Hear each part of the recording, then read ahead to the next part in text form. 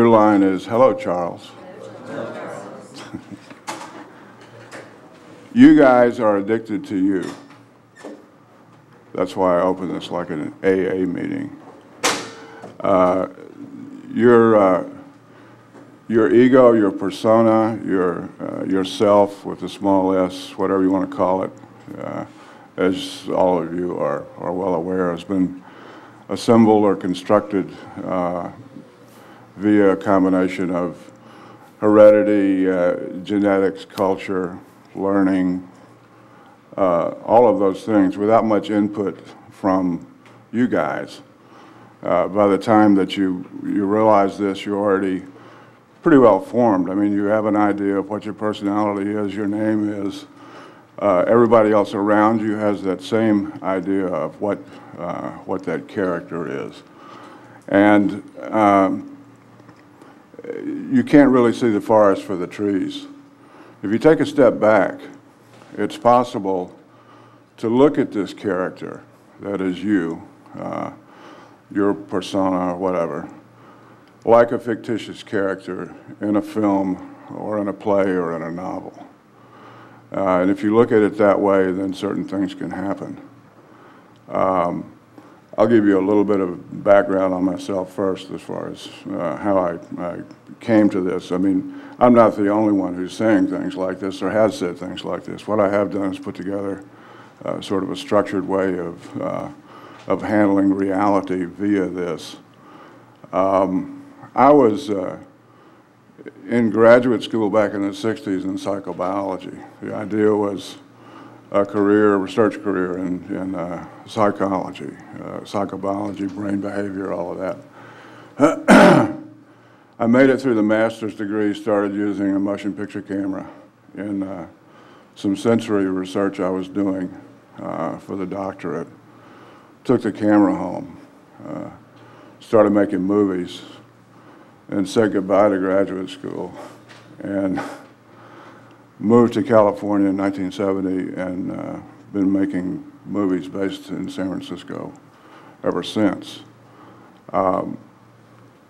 By the time 1990 or so rolled around, I was fairly successful, but also in a certain kind of physical crisis. Basically, I was drinking about a half a gallon of booze a day, a good bit of cocaine, plenty of cigarettes, all that. And it just was on the, I damn near died. So I had to make a decision. And it really got me to thinking about, which I did. I made the decision to stop. But it also got me thinking about the two paths that I had been involved in. First, the psychobiology and the psychology, and then the movies, all the actors' workshops that I participated in, both giving them and being parts of them and all that. Came up with this idea of rewriting myself as a device to assist with these addictions. So it wasn't only that, but basically what happened was that I did consciously and intentionally rewrite myself. I did have to detox, and this is not some, this is not some confessional thing, but then took a step back and said, okay, let's do this. Let's change your wardrobe. Let's, I was overweight at that time too. Let's change all of these patterns. Let's see what your character, if you write your character, say a list of characteristics or an inventory or whatever, what all of that adds up to, the way that you are now. Let's remove some of those, change the whole thing around, rewrite it, again, new patterns of eating, new wardrobe, new way of making a living. For several years after that, I didn't make a film at all.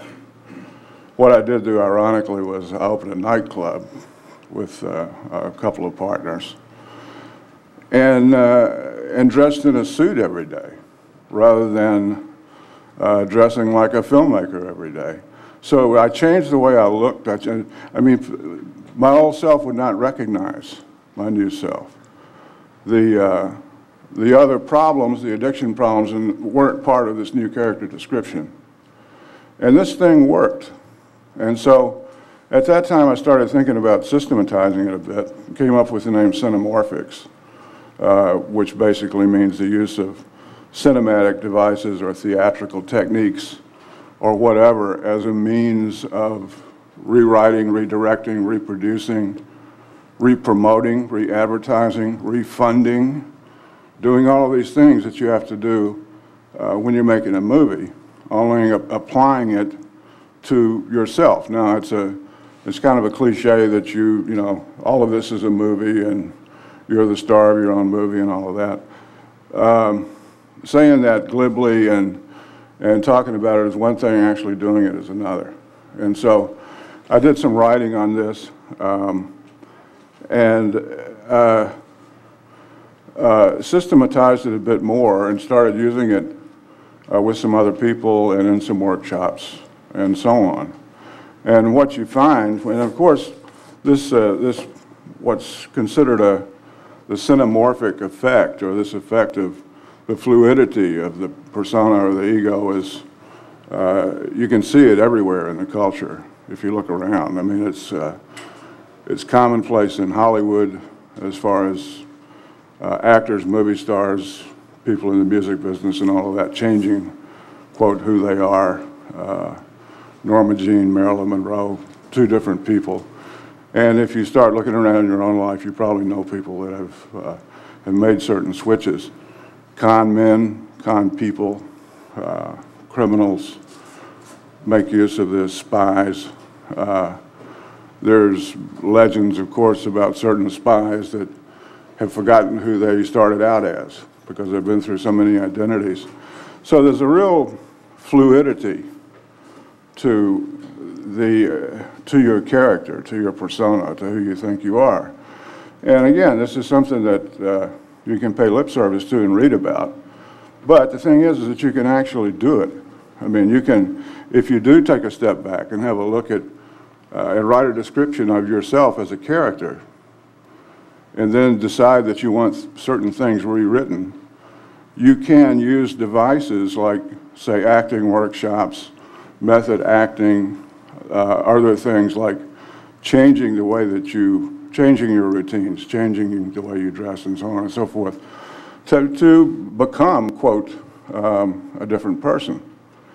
Now, if you do this more than twice, and if you look at other examples of this kind of thing, certain things come to mind. One is, for example, who is it that is making all these changes?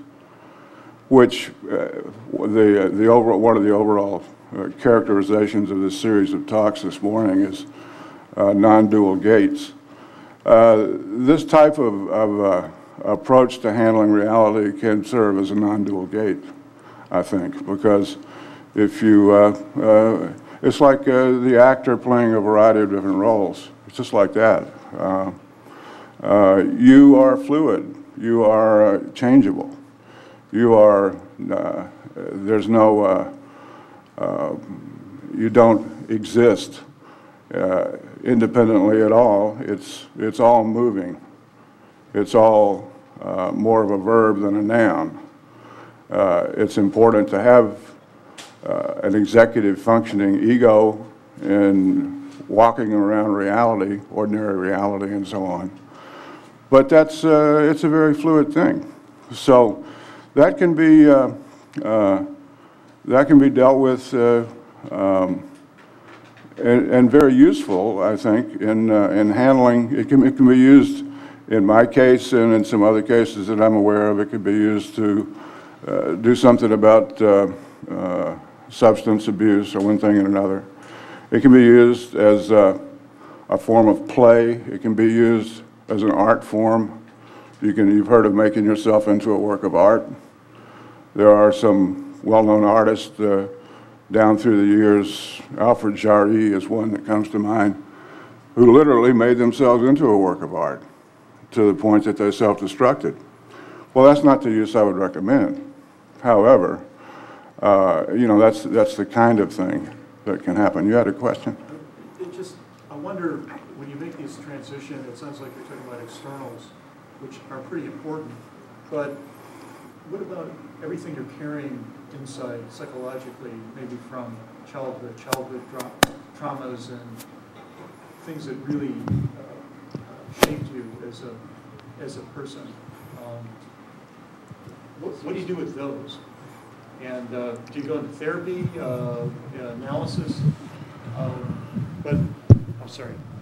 I mean, there's this expression, everywhere you are, there you are, you know, or something like that. Mm-hmm. And I think they refer that to the unconscious processes. Well, it seems like a surface thing, and now you get into for example, the door that you just opened would be one that I was very familiar with back in the 60s, which was, say, the tension in psychology and research and theory and so on between behaviorism, Skinnerianism, and so on, versus, quote, depth psychology and that sort of thing. What this would imply, what the use of cinemorphics would imply, would be surface only, would be a behavior modification approach. What I found personally from using this technique, and what, you know, theoretically comes up when you talk about method acting and these sorts of things, is that it's a chicken and the egg situation.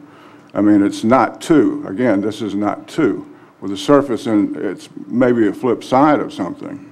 But once you start actually changing things, what changes what? Do you laugh because it's funny, or vice versa? That sort of thing. So that's probably evading, that's not answering your question directly,